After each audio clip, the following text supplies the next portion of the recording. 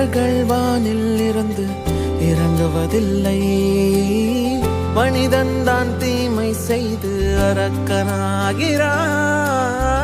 இதயத்தில் தர்மம் என்றும் உறங்குவதில்லை, இதை உணர்பவன் தானே மீண்டும் மனிதன் ஆகிறான்.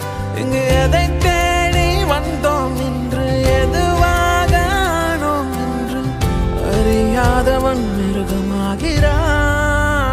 நான் யார் இறைவா, விடைத்தாய் இறைவா.